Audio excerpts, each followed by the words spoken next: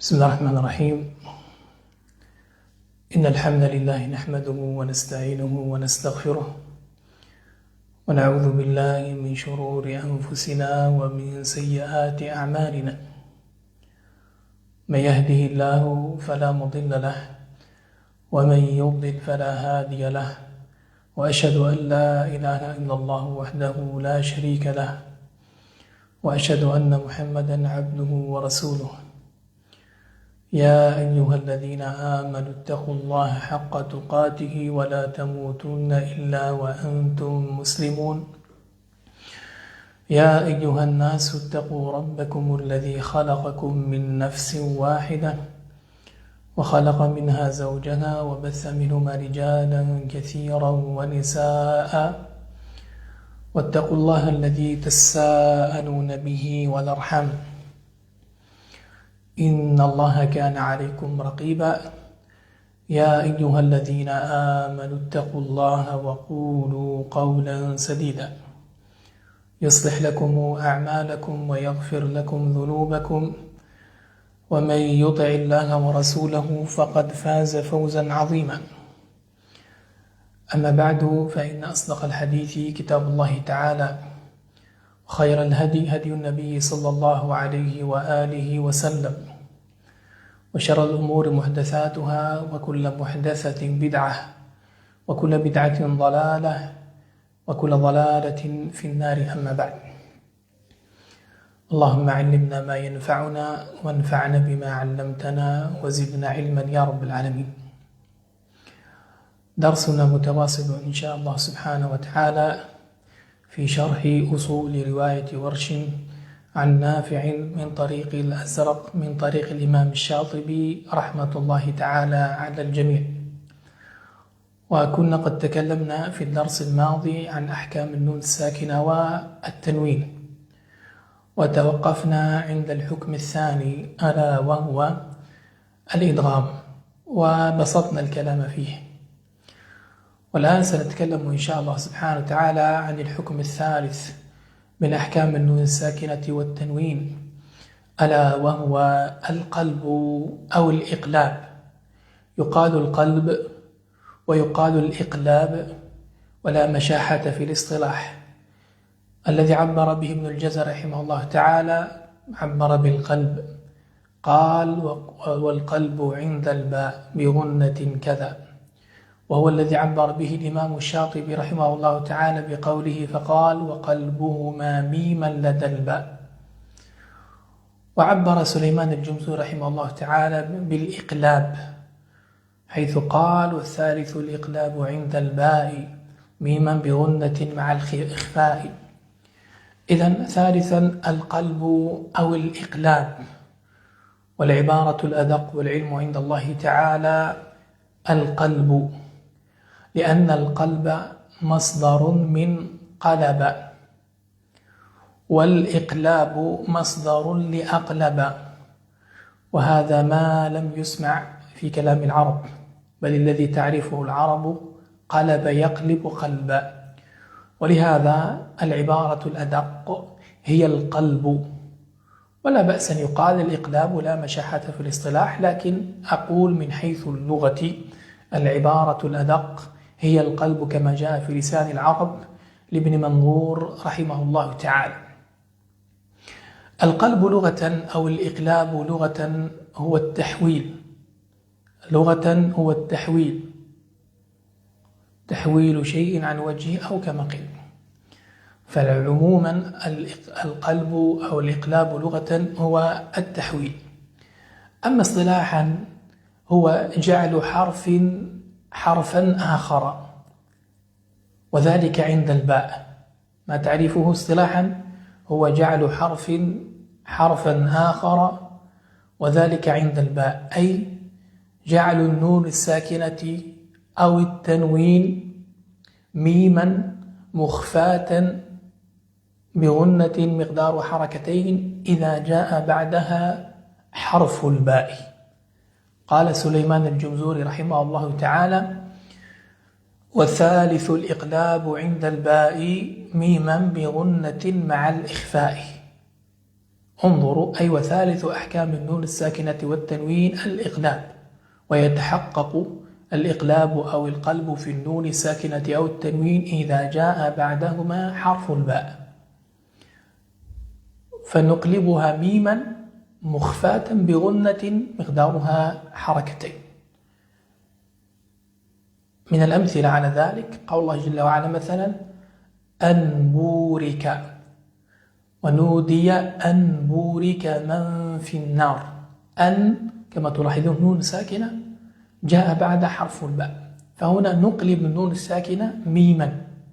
هل نقلبها ميما فقط؟ لا، ميما مخفاة كذلك بغنة مقدار حركته، فنقول أن بورك هكذا، أن بورك. طبعا في كيفية إخفاء الميم الساكنة من أهل العلم من قال يكون بترك فرجة يسيرة لا يكون تلامس كلي، ومن أهل العلم من قال يكون بإطباق الشفتين، خلاف بين أهل الأداء، خلاف بين أهل الأداء.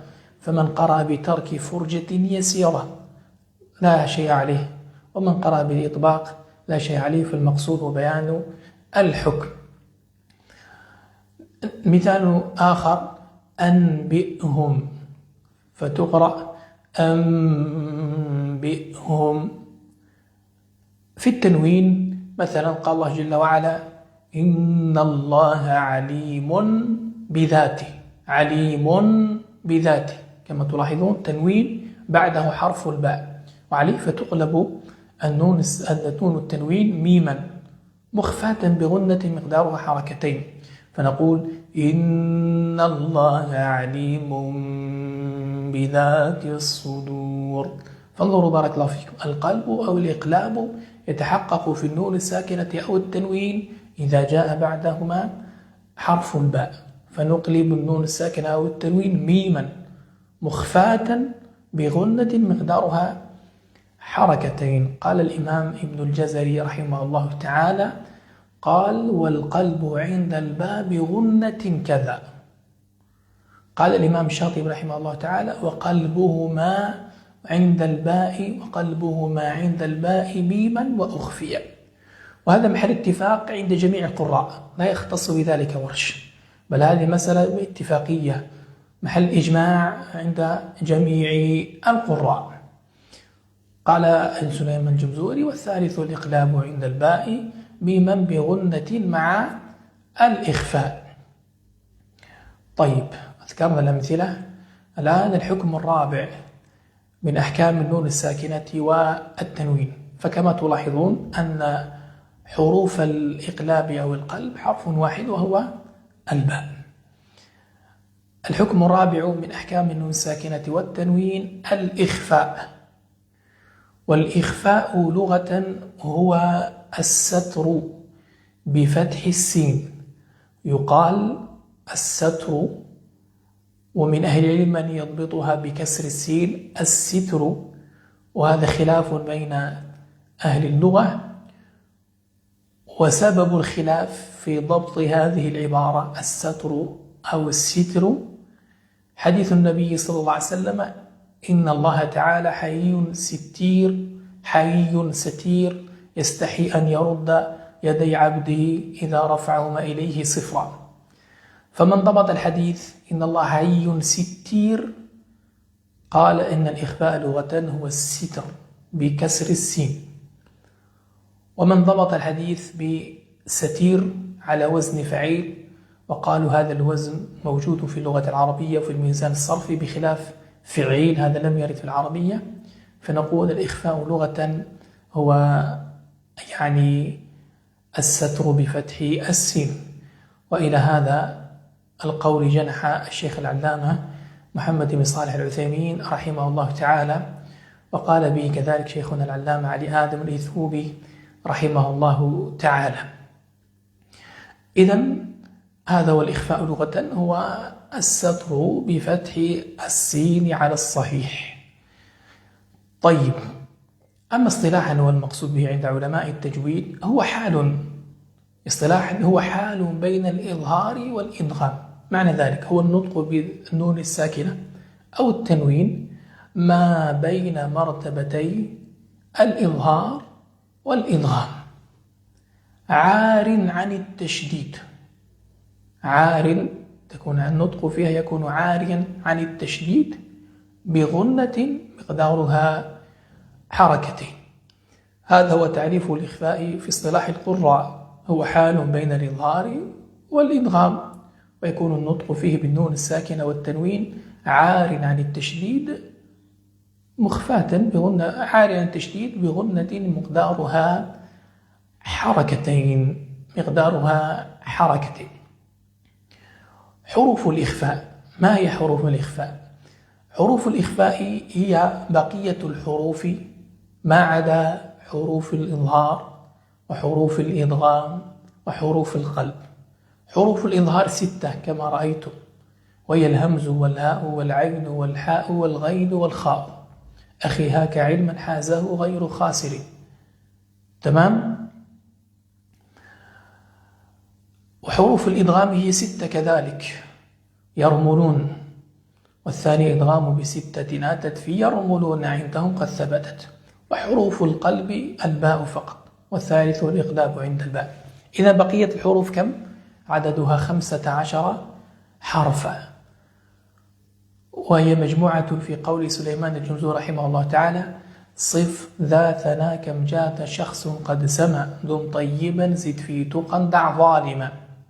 قال سليمان الجمزوري رحمه الله تعالى: والرابع الإخفاء عند الفاضل من الحروف واجب للفاضل في 5 من بعد 10 رمزها في كلم هذا البيت قد ضمنتها. صف أي الصاد، صف ذا أي الذال، الصاد والذال. صف ذا ثنا أي الثاء، كم الكاف، جاد الجيم، شخص الشين. صف ذا ثنا كم جاد شخص قد القاف، سما السين، دم الدال، طيبا الطاء، دم طيبا زد الزاي، في الفاء، تقن التاء، ضع الضاد، ظالم الضاء. فهذه الحروف التي بقيت من حروف الهجاء. إذن فيتحقق الإخفاء في النون الساكنة والتنوين إذا جاء بعدهما بقية حروف الهجاء ما عدا حروف الإظهار والإدغام والقلب، وعددها 15 حرفا. قال الإمام ابن الجزري رحمه الله تعالى: كذا الإخفاء لدى باقي الحروف أخذا، كذا الإخفاء لدى باقي الحروف أخذا. قال الإمام الشاطبي رحمه الله: وأخفيا بغنة عند البواقي ليكملا، وأخفيا بغنة عند البواقي ليكملا، أو كما قال رحمه الله تعالى، أو كما قال رحمه الله تعالى. نعطي شيئا من الأمثلة مباشرة في هذا الباب، فأقول: فعند التاء، عند التاء عندكم قوله تعالى: كنتم، من تحتها، فنقول من تحتها. هناك بعض الملاحظات سأذكرها. التنوين نحو جنات تجري طبعا. وعند الثاء نحو قوله تعالى: وليس الذكر كالأنثى. من ثمرة فقرأت من ثمرة. قولا ثقيلا. وعند الجيم نحو أنجينا فقرأت أنجينا. إن جاءكم فاسق، إن جاءكم فاسق. التنوين خلقا جديدا فقرأت خلقا جديدا طبعا. عند الدال نحو قوله تعالى: فلا تجعلوا لله أندادا. من دابة نحو وما من دابة. التنوين وكأسا دهاقا. وعند الذال نحو أنذرتهم من ذهب وكيلا ذرية. وعند الزاي نحو أنزلنا، فقرأت أنزلنا. فإن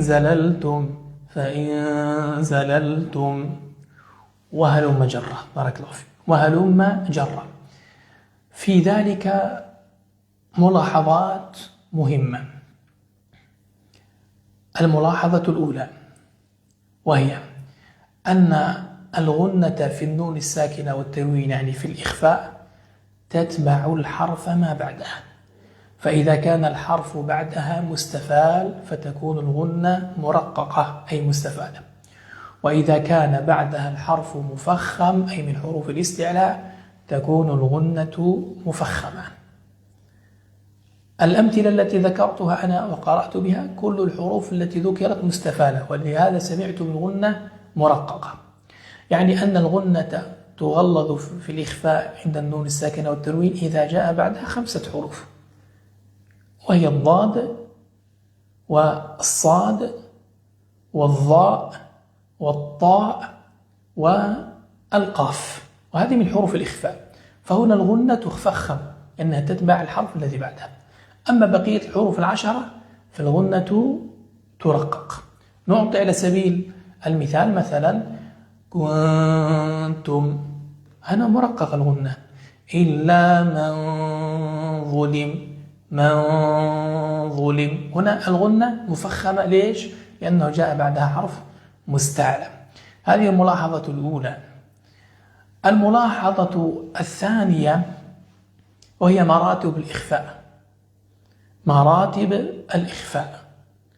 مراتب الإخفاء 3 عند جمع من أهل العلم، ذكرها الشيخ عبد الحكيم شيخ علوم مقارئ المصرية في زمانه، وجرى عليه العمل عند جمع من المحققين، أن مراتب الإخفاء 3. طبعا الإخفاء في 15 حرفا، خلاص لا داعي للإعادة.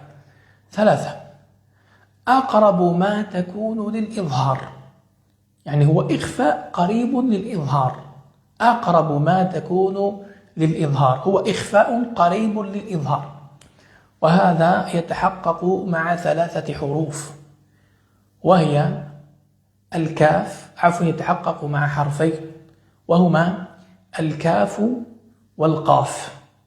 فإن إخفاء النون الساكنة أو التنوين مع الكاف والقاف يكون أقرب للإظهار.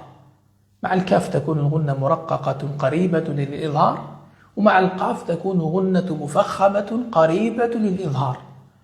من الناحية التطبيقية مثلا إن كنتم فنقول إن انظروا، بينما التاء انظروا إن كنتم، انظروا في التاء كانت قريبة للإدغام، أوضح ما كانت في التاء، بخلاف الكاف قريبة للإظهار. هكذا يكون النطق إن كنتم، ركزوا مع الكاف. القاف نفس الشيء، من قبل ولا يقال من قبل، هذا خطأ من حيث الأداء على القول، بما أن مراتب الإخفاء 3. من قبل. المرتبة الثانية هي أوضح ما تكون، يعني قريبة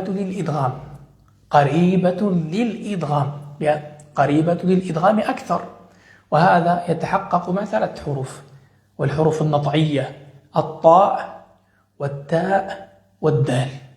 فإن إخفاء النون الساكنة أو التنوين مع هذه الحروف 3 هي الحروف النطعية تكون قريبة للإدغام، يعني أوضح ما تكون هي قريبة للإدغام. مع الطاء تكون غنة مفخمة قريبة للإدغام، ومع الدال والتاء تكون غنة مرققة أي قريبة للإدغام. نعطي مثال في الطاء مثلا، قال الله تعالى ينطق قوما طاغين. في التاء نفس الشيء كنتم، الدال نفس الشيء. الدال مر معنا المثال في الدال وهي فلا تجعلوا لله أندادا، وهذا معنى أنها قريبة للإدغام. أما بقية الحروف العشرة فهي بين بين، لا هي قريبة للإظهار ولا هي قريبة للإدغام، وإنما هي بين بين. ما كان فيها مستفالة فالغنة مستفالة في الإخفاء، وما كان بها مستعلى فالغنة فيها مستعلات. هذه الملاحظة الثانية. الملاحظة الثالثة ينبغي لقارئ القرآن أن يظهر الغنة في النون المشددة، سواء كانت في وسط الكلمة أو كانت متطرفة. ينبغي لقارئ القرآن أن يظهر الغنة في النون المشددة، النون التي فوقها شدة، سواء كانت متوسطة أي في وسط الكلمة، نحو قال الله عز وجل أعطونا مثال النون متوسطة، مثلا النار ذات الوقود، فالنون هنا وقعت في وسط الكلمة، فلا بد من إظهار الغنة فيها، والأمثلة في ذلك كثيرة جدا. مثلا ومن شر النفاثات في العقد، فلا بد من إظهار الغنة. وإذا كانت متطرفة كذلك لا بد من إظهار الغنة. ما معنى متطرفة؟ أي وقعت في آخر الكلمة، متطرفة أي وقعت في آخر الكلمة، نحو مثلا قال الله جل وعلا آتيتموهن، فكثير من الناس يقرأ آتيتموهن، وهذا خطأ في الوقف، بل لابد من إظهار الغنة التي مقدارها حركتين. لماذا؟ لأن النون مشددة. آتيتموهن، فهمتم؟ آتيتموهن. مثلا في سورة الرحمن لم يطمثهن إنس قبلهم ولا جان. كثير من يقف يقول ولا جان، وهذا خطأ، فالنون مشددة، فلا بد أن نظهر الغنة فيها، وعليه يصير المد في كلمة الجان مد لازم كلمي مثقل فيه الإشباع قولا واحدا. إذن هذه الملاحظة الثالثة، ينبغي لقارئ القرآن أو ينبغي لقارئ مراعاة الغنة في النون المشددة، سواء كانت في وسط الكلمة أو كانت في آخر الكلمة. قال سليمان الجمزوري رحمه الله تعالى وأظهر الغنة في نون وميم إذا ما شددا، وسمي كل حرف غنة بدا، أو عوفا قال وغن ميما ثم نونا شددا، هكذا قال وغن ميما ثم نونا شددا وسمي كل حرف غنة بدا، أي أظهر الغنة في النون والميم المشددتين مطلقا، سواء كانت في وسط الكلمة أو كانت متطرفة أي وقعت في آخر الكلمة. الملاحظة الرابعة وهي ما الفرق بين الإظهار والإخفاء؟ الفرق بين الإظهار والإخفاء أن الأول أي أن الإظهار لا غنة زائدة فيه، الإظهار فيه أصل الغنة، نقول فيه غنة لكن ليست الغنة التي مقدارها حركتين، لأن الإظهار لا غنة زائدة فيه، بخلاف الإخفاء الغنة زائدة فيه أي مقدارها حركتين. هذا هو الفرق بين الإظهار والإدغام. الملاحظة الخامسة ما الفرق بين الإدغام والإظهار؟ ما الفرق بين الإدغام والإخفاء؟ الفرق بين الإدغام والإخفاء أن الأول أي الإدغام يقع التشديد على الحرف الثاني، أما الإخفاء فهو عار عن التشديد. الإدغام يقع التشديد على الحرف الثاني، أما الإخفاء فهو عار عن التشديد. الفرق بين الإدغام والإظهار ونفسه الفرق بين تقريبا بين الإخفاء والإظهار. الأول لا غنة فيه زائدة، والثاني فيه غنة زائدة ويقع التشديد على الحرف الثاني، والأول لا تشديد فيه لأنه إظهار. الملاحظة الخامسة أو السادسة وهي مراتب الغنة. مراتب الغنة 5.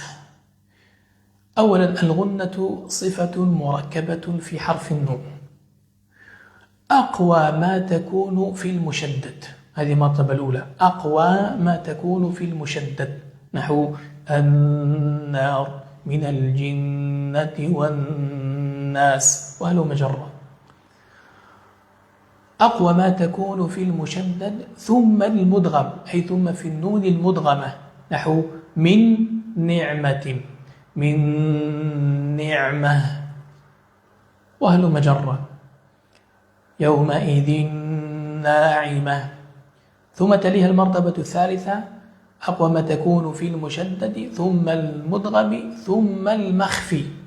المخفي أي في النون الساكنة التي حكمها القلب أو الإخفاء، لأن القلب كذلك هو عبارة عن إخفاء، لأنه أقلبنا النون الساكنة والتنوين ميما مخفاة بغنة، فالإخفاء هنا يشملهم الاثنين معا. هذه المرتبة الثالثة. أنبورك من شر الوسواس وهذا مجرة. المرتبة الرابعة يعني المراتب الغنة، أقوى ما تكون في المشدد ثم المدغم ثم المخفي ثم المظهر، أي ثم النون الساكنة التي حكمها الإظهار، وهي تتحقق مع 6 حروف. إذا جاء بعد النون الساكنة أو التنوين 6 حروف. أنعمت مثلا، أنعمت عليهم، فهنا النون الساكنة حكمها الإظهار وفيها أصل الغنة. ثم المتحرك، وهي النون المتحركة بأي حركة كانت فتحة أو ضمة أو كسرة، ففيها كذلك مرتبة من مراتب الغنة. فهذه الملاحظة الأخيرة. وبهذا نكون قد أنهينا الكلام عن أحكام النون الساكنة والتنوين. ذكرنا الأحكام كلها بإذن الله تعالى مع ذكر الأمثلة المتعلقة بأحكام النون الساكنة والتنوين مع الأدلة كذلك من المتون من الشاطبية وكلام ابن الجزري وسليمان الجمزوري. وحروف الإخفاء 15 هذا محل إجماع بين القراء جميعا باتفاق القراء. كل القراء يخفون النون الساكنة أو التنوين إذا جاء بعدها 15 حرفا.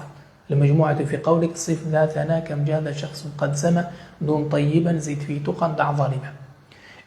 ثم إن الإمام أبا جعفر المدني رحمه الله تعالى، هذا أعطيها فائدة، وهو من القراء يزيد بحرفين آخرين وهما الغين والخاء.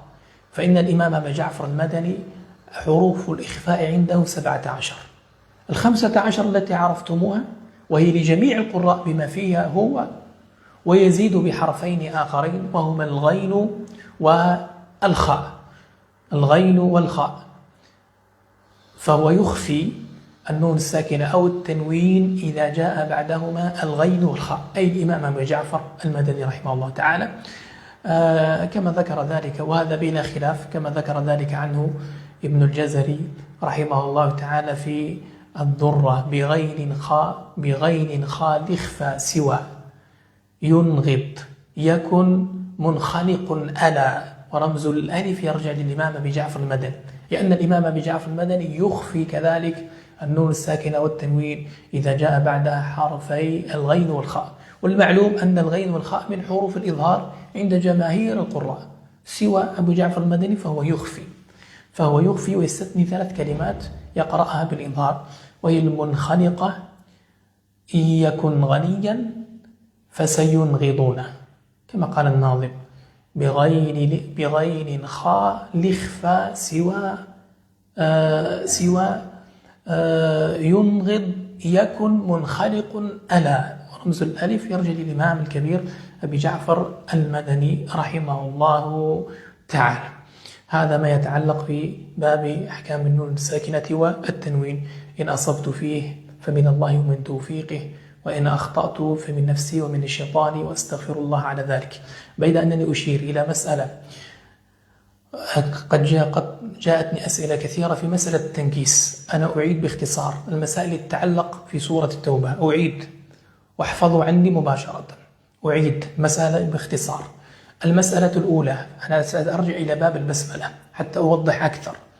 المسألة الأولى، وخذوا عني هذا، المسألة الأولى وهي الانتقال من سورة التوبة الانتقال من سورة الأنفال إلى سورة التوبة، أو أي سورة قبل سورة التوبة كالأعراف أو النساء أو الفاتحة أو البقرة إلى سورة التوبة.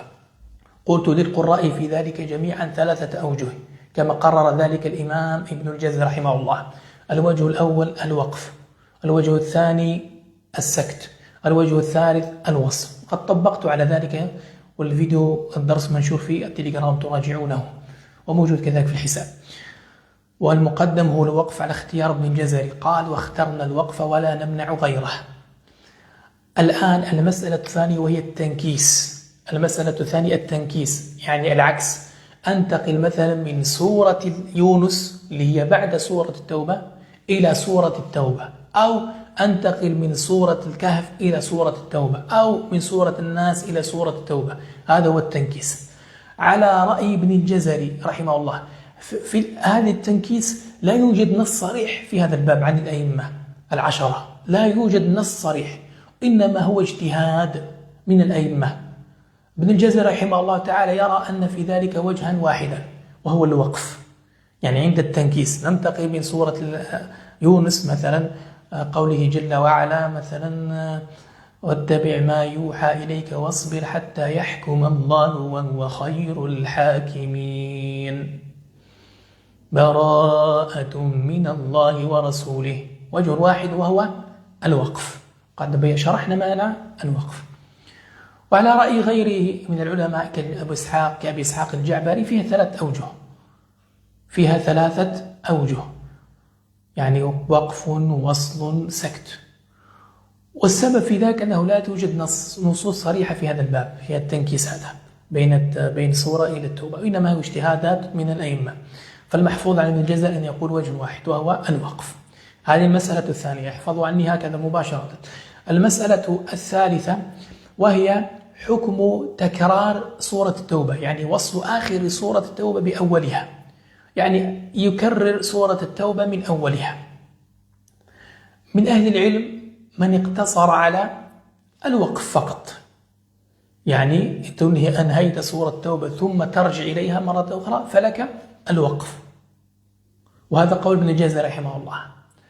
ومن أهل العلم من زاد وجها ثانيا وهو يعني الوصل، ومنعوا السكت، وهذا قال به الإمام المتولي رحمه الله تبعا لابن الجزري كذلك. فنخلص إلى أن وصل آخر سورة التوبة بأولها، آخر سورة التوبة بأولها عندنا الوجهان، الوقف وهذا قال به جماعة، والوقف والوصل،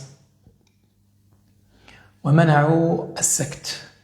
هذه المسألة الثالثة. المسألة الرابعة وهذه ذكرتها، حكم البسملة من أثناء سورة التوبة، ليس من بدايتها. بداية سورة التوبة تحرم البسملة بالإجماع، قد بينا السبب في ذلك. أنا أتكلم حكم البسملة من أثناء السورة، يفتح المصحف فيقول يا أيها الذين آمنوا إن كثيرا من الأحبار، يريد أن يقرأ من هذا الموضع، أيبسمل أو لا؟ أهل الأداء في ذلك على 3 أقوال. القول الأول المنع، القول الأول المنع، حكمها حكم بداية السورة، تمنع البسملة مطلقا. وقال بهذا القول الإمام أبو إسحاق الجعبري رحمه الله تعالى، فإنه يمنع البسملة مطلقا. القول الثاني الجواز، لأنه يجوز البسملة أثناء سورة التوبة، وقال بذلك الإمام الكبير جمال الدين السخاوي تلميذ الشاطبي كما في كتابه جمال القراء.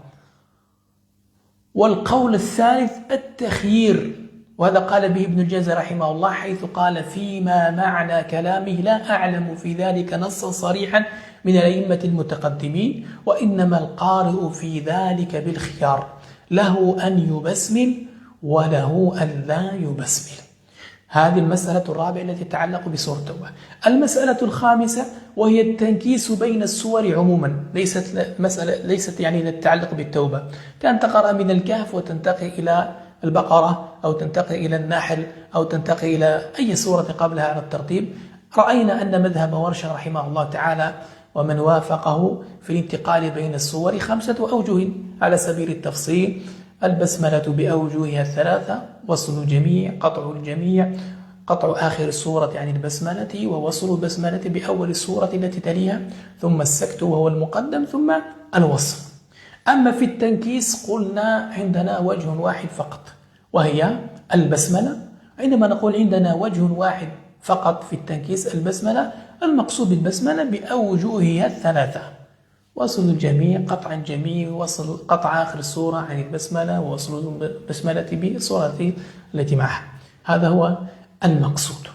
بارك الله فيك. ما أردت أن أشير إلى هذا باختصار لأني قد سئلت عنه كثيرا، وإن شاء الله أكون قد أوضحته الآن. بارك الله فيكم. نلقاكم في الأسبوع القادم. سبحانك اللهم وبحمدك، أشهد أن لا إله إلا أنت، أستغفرك وأتوب إليك، والحمد لله رب العالمين، والسلام عليكم ورحمة الله وبركاته.